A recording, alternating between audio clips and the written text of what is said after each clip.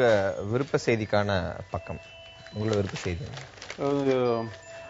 நேற்றைக்கு பிரதமர் நாட்டு மக்களுக்கு ரேடியோல வானொலியில உரையாற்றும் பொழுது கருப்பு பணத்தை மீட்பது என்னுடைய மிகப்பெரிய லட்சியம் அப்படின்னு சொல்லி, உங்களுடைய இந்த பிரதம சேவகனை நீங்கள் நம்புங்கள் என்று சொல்லியிருக்கிறார்.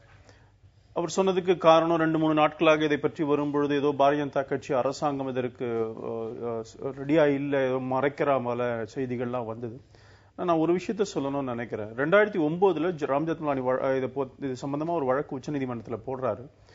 காங்கிரஸ் அரசாங்கம் மத்தியில் இருக்கிற 2009 இருந்து 2014 ஏப்ரல் வரைக்கும் அந்த அரசாங்கம் செய்தது என்னன்னா, 2009 வழக்கு வருது, உச்சநீதிமன்றம் சிறப்பு புலனாய்வு குழு அமைக்கணும்னு சொல்றாங்க, இவங்க அமைக்கல. அப்புறம் உச்சநீதிமன்றமே ஜீவன் ரெட்டி தலைமையில அமைக்குது.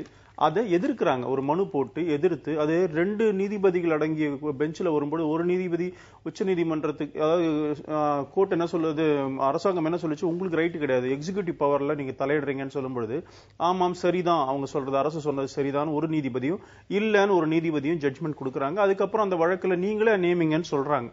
இது 2009 இருந்து 2013 நீங்களே நியமிங்கன்னு அரசாங்கத்துக்கு சொல்லி அமைக்கவே இல்லை.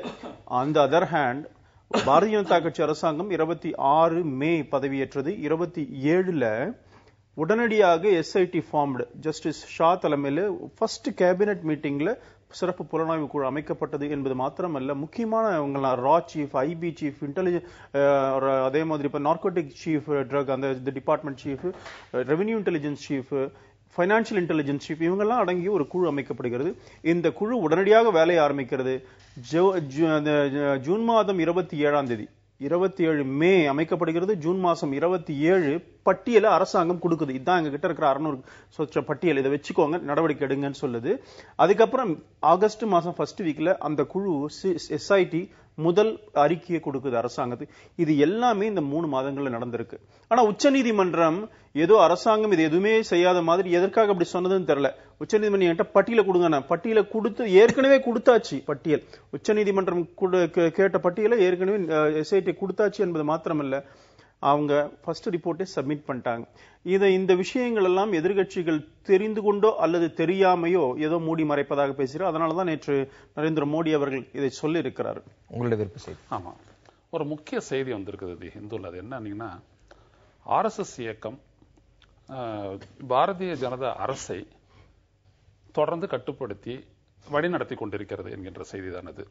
பொதுவாக பாரதிய ஜனதா கட்சியை சேர்ந்தவர்கள் முந்தைய காங்கிரஸ் அரசை பற்றி பேசும்பொழுது எக்ஸ்ட்ரா கான்ஸ்டிடியூஷனல் அத்தாரிட்டியாக சோனியா காந்தி செயல்பட்டுக் கொண்டிருக்கின்றார், வெளியிலிருந்து ஆட்சியையும் அதிகாரத்தையும் இயக்கிக் கொண்டிருக்கின்றார் என்றெல்லாம் சொன்னார்கள். ஆனால் இன்றைக்கு நீங்கள் பார்த்தீர்களானால் RSS இயக்கம் பாரதிய ஜனதாவுடைய அரசை பல்வேறு வகைகளிலும் இயக்கிக் கொண்டிருக்கிறது. அதன் வெளிப்பாடுதான் பல்வேறுபட்ட பண்பாட்டு தொடர்பானது, மொழி தொடர்பானது என்றெல்லாம் பல்வேறு விஷயமானது நடக்கின்றது. இப்பொழுது அந்த விடயம் வெளிப்படையாகவே அவர்கள் சொல்லியிருக்கின்றார்கள், நாங்கள் ஒரு கோஆர்டினேஷன் கமிட்டி போட்டு, ஒரு ஒருங்கிணைப்பு குழு போட்டு ஆட்சி என்னென்ன செய்ய வேண்டும் என்பதையெல்லாம் நாங்கள் எடுத்து சொல்கின்றோம். ஏற்கனவே RSS அமைப்பில் சுட்டிக்காட்டப்பட்டவர்கள் இன்றைக்கு மராட்டியத்திலையும் ஹரியானாவிலையும் முதல்வராக பதவியேற்றிருக்கின்றார்கள். அது ஒரு விடயம். இன்னொரு விடயம் என்னவென்றால், இந்த நாட்டு மக்கள் வாக்களித்தது பாரதிய ஜனதா கட்சிக்குத்தான். பாரதிய ஜனதாவினுடைய பிரதமர் வேட்பாளர் நரேந்திர மோடியினுடைய பேச்சு, பிரச்சாரம், அவர் சொன்னவை, நாங்கள் இதெல்லாம் முன்னெடுப்போம், அவர்கள் சொன்ன அந்த தேர்தல் அறிக்கை ஆகியவற்றின் அடிப்படையில் தான் வாக்களித்தார்கள். அப்படிப்பட்ட ஒரு நிலையில் ஒரு பின்னணியில் இருக்கக்கூடிய ஜனநாயகத்தினுடைய பங்கேற்காத ஒரு இயக்கம் ஒரு ஜனநாயக ரீதியாக தேர்ந்தெடுக்கப்பட்ட ஒரு அரசை இயக்குவது என்பது நல்லதல்ல. ஒரு கடிவாளம் போடப்பட்ட ஒரு அரசாக இந்த அரசு இருக்குமானால் அது மக்களுக்கு அது எதிர்கால நோக்கோடு எதையும் செய்ய முடியாது என்கின்ற ஒரு நிலை இருக்கிறது. கொள்கை ரீதியாக, சித்தாந்த ரீதியாக பிஜேபிக்கும் RSS ஒண்ணுதான். நீங்க சொல்றீங்க RSS, நரேந்திர மோடி யாரு? RSS முழு நேர ஊழியராக இருந்தவர், பிரச்சாரக். பிஜேபியினுடைய எத்தனை அமைச்சர்கள் எடுத்துக்கோங்க, நீங்க ஏன் RSS தனியா பிக்கிறீங்க? இந்தியாவில் இருக்கிற மத்திய அமைச்சர்கள் பாதி என்ன 90% RSS பின்னணியில் இருப்பாங்க, RSSல இருந்திருப்பாங்க. எங்களுக்கு ஒன்றும் அதுல ஒன்றும் வைக்கப்படுறதுக்குலாம் ஒன்றும் கிடையாது. We are proud of it. எங்களுடைய அசோசியேஷன் வித் RSS. நானும் அப்படித்தானே, நானும் எத்தனையோ கூட்டங்கள்ல RSS கூட்டங்களை கலந்துக்கிறேன். RSSக்குன்னு தனி மெம்பர்ஷிப் எல்லாம் கிடையாது, அதுல கலந்துகிட்டாலே போறோம், அவ்வளவுதான். நான் கலந்துட்டு இருக்கிறோம். நீங்க என்ன RSS பிஜேபியான்னு சொன்னா ரெண்டுமே சொல்லுங்கன்ற நான். நரேந்திர மோடி ரெண்டுமே சொல்லுங்க, ஒன்னும் இல்ல. கலாச்சார பண்பாட்டு ரீதியாக இந்த நாடு இந்த பல விஷயங்களை இழந்திருக்கிறது, அதை மீட்கப்பட வேண்டும் என்று RSS விரும்புகிறது. அதையே தான் பாரதிய ஜனதா கட்சியும் விரும்புகிறது. எங்களுக்கு நீங்க ரெண்டுத்தையும் பிரிச்சே பார்க்க வேண்டிய அவசியமே இல்லை. இதை தெளிவாவே சொல்றோம். நீங்க திராவிட கழகத்திலிருந்து திராவிட முன்னேற்ற கழகம் வந்தது. அவங்க 2 பேருக்கும் ஒரே சிந்தனையில் தான் இருக்குது. இதனுடைய கொள்கைகள் திராவிட முன்னேற்ற கழகம் அவங்க அரசு நிறைவேற்றுகிறது இல்லாட்டி ஃபாலோ பண்ணதுன்னு சொன்னா எப்படி? 2 ஒரே சிந்தனையில வந்து RSS இயக்கம் மட்டும் அல்ல, நீங்கள் பொதுத்தளத்தில் இருந்து நீங்கள் நிபுணத்துவம் வாய்ந்தவர்களை கூட ஆட்சியில் சேர்த்துக் கொள்ளலாம். அது வேறு விடயம். ஒரு அமைப்பு வெளியில் இருந்து ஒரு ஆட்சியை கட்டுப்படுத்துகிறது என்றால், அது சில விடயங்களை முடிவெடுக்கக்கூடிய அதிகாரம் படைத்ததாக இருக்கிறது என்றால், அது ஏன் வெளிப்படையாக நீங்கள் சொல்லிவிட்டு தேர்தலை சந்திக்கவில்லை என்பது ஒன்று. இரண்டாவது விடயம், நீங்கள் பார்த்தீர்கள், ஆனால் இவர் சொல்லுகின்றார் மெம்பர்ஷிப்பே இல்லாத ஒரு இயக்கம் என்று. சர்தார் வல்லபாய் பட்டேலை பற்றிய விவாதங்கள் பல தளங்களிலும் இங்கே நடந்து கொண்டிருக்கின்றது. அப்படிப்பட்ட சூழலில் RSS மீதான தடையை நீக்கும் பொழுது அவர் முன்வைத்த முதல் நிபந்தனை, நீங்கள் வெளிப்படையான ஒரு கொள்கை ஆவணத்தை வெளியிட வேண்டும், நீங்கள் உறுப்பினர் சேர்க்கையை சரியாக வெளிப்படுத்த வேண்டும் என்பதுதான். ஒரு ரகசிய இயக்கமாகவே இருக்கிறது. அது எப்படி? அது இதில் ஒரு அதிகாரி கூட இருக்கலாம், ஒரு அமைச்சரும் இருக்கலாம், யார் வேண்டுமானாலும் இருக்கலாம். பிறகு ஏதாவது ஒரு பிரச்சனை ஏற்பட்டால் அது அவர்கள் செய்தது என்று சொல்லுவார்கள். அதுதான் நான் சொல்கின்றேன். நீங்கள் உங்களுடைய தேர்தல் அறிக்கையில் எதை முன்னுரிமை என்று கொடுத்து சொல்லிவிட்டு இந்த நாட்டு மக்களினுடைய வாக்குகளை பெற்று வந்தீர்களோ அதற்கு எதிரானதல்லவா இப்படிப்பட்ட ரகசிய நடவடிக்கை? ஒண்ணும் இல்ல. நான் என்ன சொல்றேன், RSS பின்னாடி இயக்குறது முன்னாடி இயக்குறதுலாம் இல்ல. இதில் இருக்கவே நிறைய பேர் RSS காரங்க தான் இருக்கிறோம்.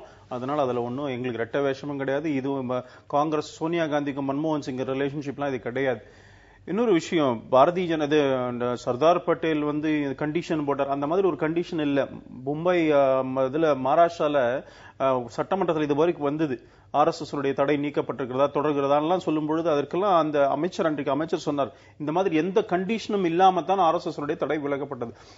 1963 ரிபப்ளிக் டே பரேட் டெல்லியில நடக்குது. RSS அணிவகுப்பை, ராணுவ அணிவகுப்பு தான் நம்ம ரிபப்ளிக் டேல பார்த்திருக்கிறோம் குடியரசு தினத்துல.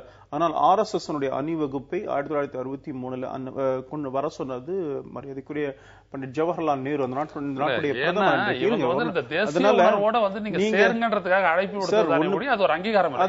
வேற எந்த இயக்கத்தை கொடுத்திருக்காங்க? இதுக்கும் சேர்த்து பதில் சொல்லிடுங்க ராகவன். கான்ஸ்டிடியூஷனல் அத்தாரிட்டி, அரசமைப்பு ரீதியான அதிகாரம் பெற்றது அரசு.